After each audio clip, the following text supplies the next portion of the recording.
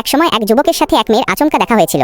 এক ভুল বোঝাবুঝি আর অ্যাক্সিডেন্টের পর মেয়েটি ভয়ে সেখান থেকে পালিয়ে যায় আর তাদের পথ আলাদা হয়ে যায়।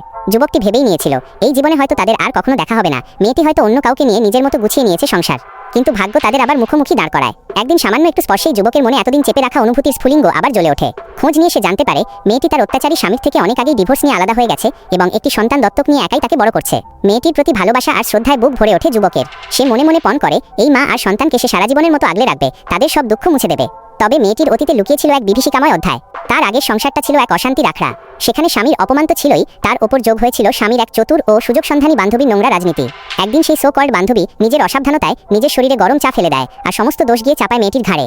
অন্ধ ও স্বার্থপর স্বামী কোনো সত্যতা যাচাই না করেই সেই কুটিল নারীর কথায় বিশ্বাস করে এবং নিজের নিষ্পাপ স্ত্রীকে দোষী বানিয়ে ঘর থেকে বের করে দেয়। বছরের পর বছর এই অন্যায়ের তিল তিল যন্ত্রণা সহ্য করতে হয়েছে মেয়েটিকে। কিন্তু সত্য কখনো সারা জীবন লুকিয়ে থাকে না। বহুদিন পর একদিন সেই প্রাক্তনের চোখের সামনে দাঁড়িয়ে এক কাপ চা হাতে নিয়ে মেয়েটি অবলীলায় রিক্রিয়েট করে দেখায় সেদিন ঠিক কি ঘটেছিল। চোখের সামনে ঘটনার সত্যতা উন্মোচিত হতে দেখে স্তম্ভিত হয়ে যায় লোকটা। মুহূর্তের মধ্যে তার চোখের সামনে থেকে মিথ্যার পর্দা সরে যায়। সে বুঝতে পারে এক ছলনাকারী নারীর কথায় অন্ধ হয়ে সে তার জীবনের সবচেয়ে খাঁটি মানুষটিকে নিজ হাতে ঠেলে সরিয়ে দিয়েছিল।